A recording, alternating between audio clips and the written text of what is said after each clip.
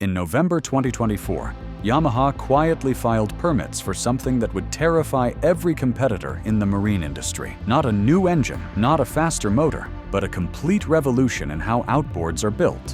While Mercury and Suzuki were fighting over horsepower, Yamaha installed robots that could build custom engines in 4 weeks instead of 20. The cost to produce each motor dropped by 35% overnight.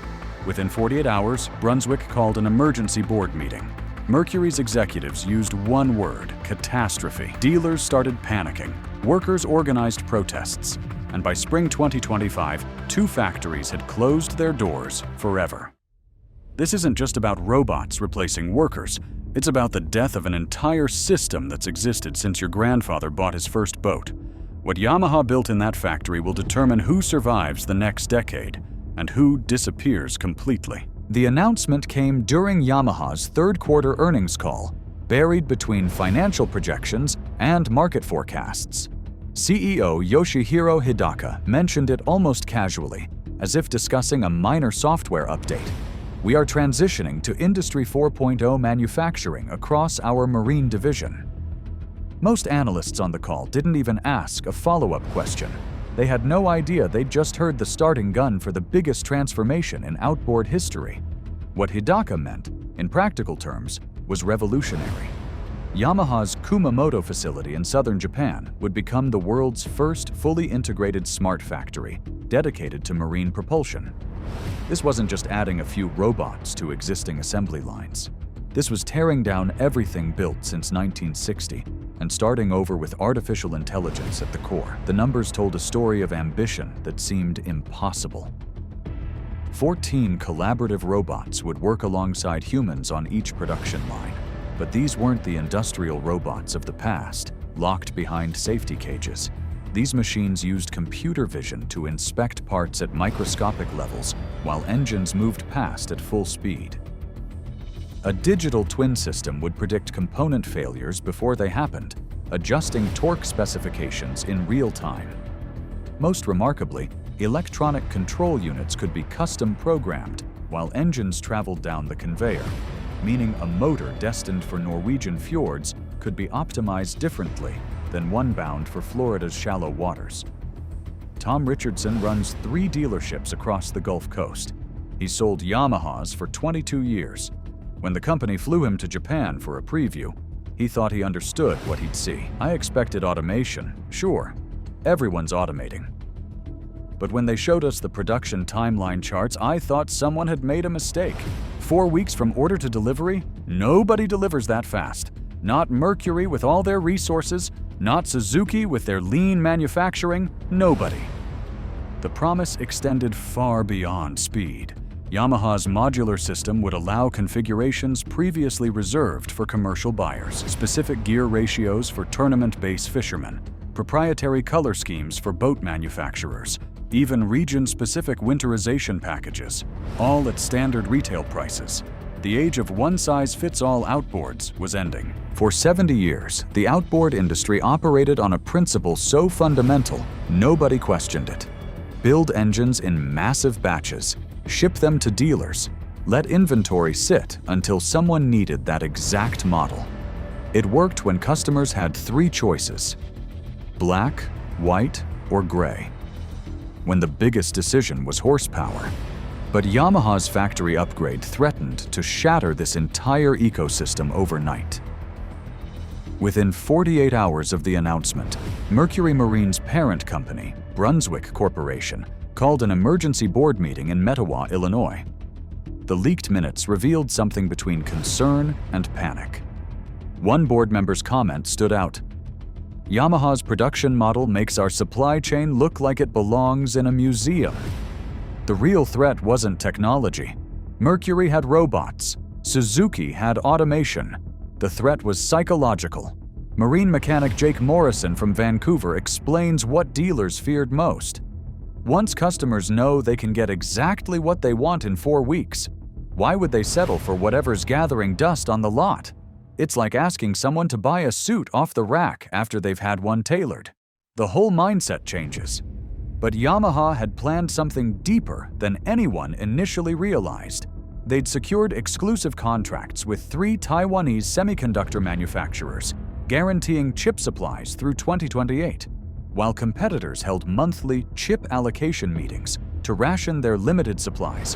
Yamaha was stockpiling components specifically designed for their customization modules. Each chip could handle 17 million different configuration combinations. The environmental angle added another layer of disruption. Yamaha's new factory included real-time emissions testing chambers. An engine could be certified for California's strict standards, while the next one on the line met European Union regulations. No more building separate models for different markets. One factory, infinite variations. Insurance companies noticed immediately. Progressive Marine, the largest insurer of recreational boats in North America, announced they'd offer 10% lower premiums on Yamaha outboards manufactured after March 2025. Their reasoning was simple. Each engine contained a black box that transmitted predictive maintenance data. They could calculate failure probability before symptoms appeared. March 15th, 2025, 7 in the morning. The Mercury Marine facility in Fond du Lac, Wisconsin. 1,800 workers gathered in the parking lot, their breath visible in the cold morning air. The signs they held told the story. Robots don't buy boats. 3 generations of craftsmen replaced by code. The United Auto Workers Marine Division had called for solidarity meetings across North America.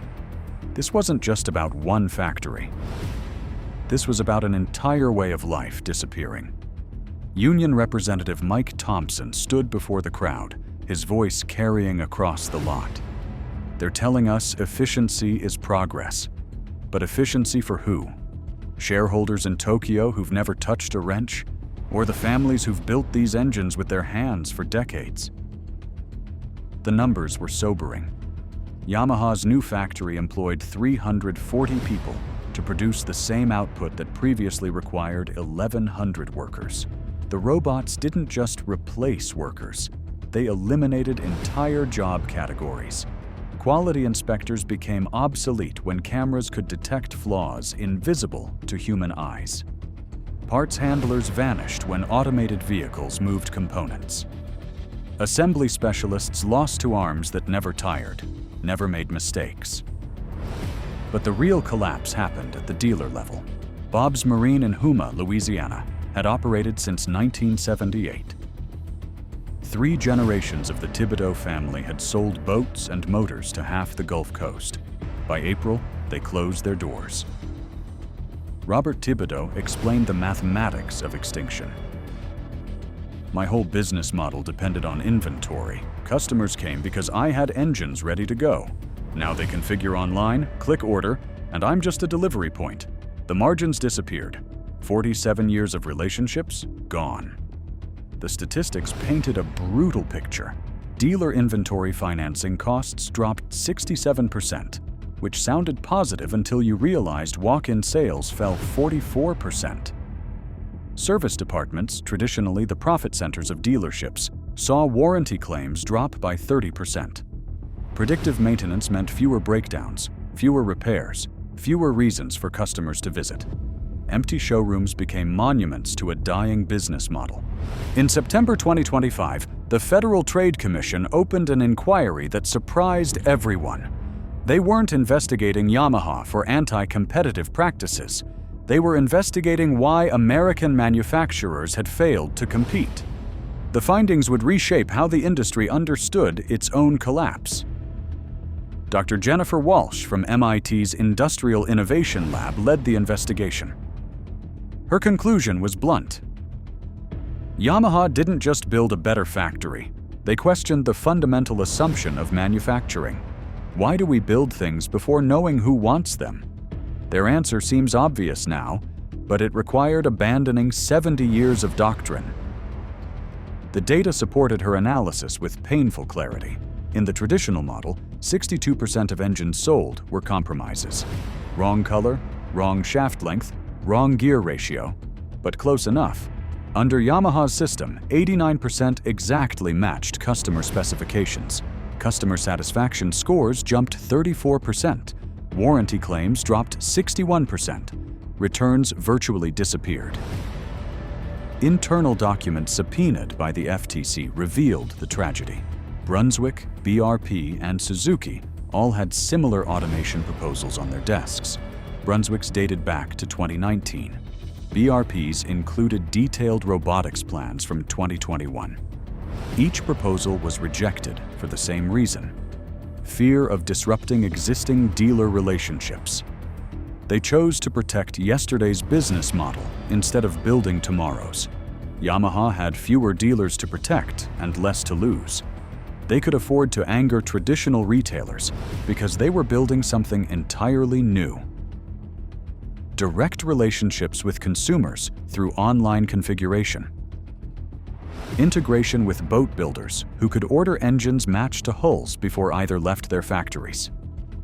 Partnerships with financial companies offering instant financing during the order process.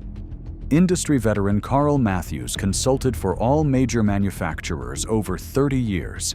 His assessment was devastating. Yamaha played three-dimensional chess while everyone else was playing checkers. They secured chips when others couldn't find them. They automated when labor disputes peaked. They moved when competitors were paralyzed by their own success. We had all the same information, the same technology available. We just didn't have the courage to use it. As 2026 approaches, the marine industry faces a paradox nobody predicted. Yamaha's innovation has made outboards better, cheaper, and more reliable than ever before. Customers get exactly what they want. Prices have dropped. Quality has soared. By every metric that matters to consumers, this is a golden age. But the ecosystem that supported this industry for 7 decades is fragmenting beyond recognition. The traditional players are scrambling to adapt. Mercury announced their Phoenix Initiative, a $3 billion transformation plan that won't be operational until 2027. Suzuki partnered with Toyota's production system experts, hoping automotive expertise can accelerate their timeline. BRP is exploring a different path entirely, focusing on electric propulsion to avoid competing directly with Yamaha's combustion engine dominance. New players smell opportunity in the chaos. Amazon announced marine fulfillment centers in 12 cities, offering same-day delivery for engines ordered online. Tesla's marine division, still officially unconfirmed, filed 17 patents related to outboard propulsion. Chinese manufacturers, previously dismissed as low-quality alternatives, are building factories with automation that makes Yamaha's look conservative. Mercury's new CEO, appointed after the boardroom upheaval, offered a sobering perspective during an industry conference. We're not competing with Yamaha anymore. We're competing with a future where customers expect perfection, delivered instantly, at commodity prices. The question isn't whether we can build better engines. It's whether there's still a place for us in this new world.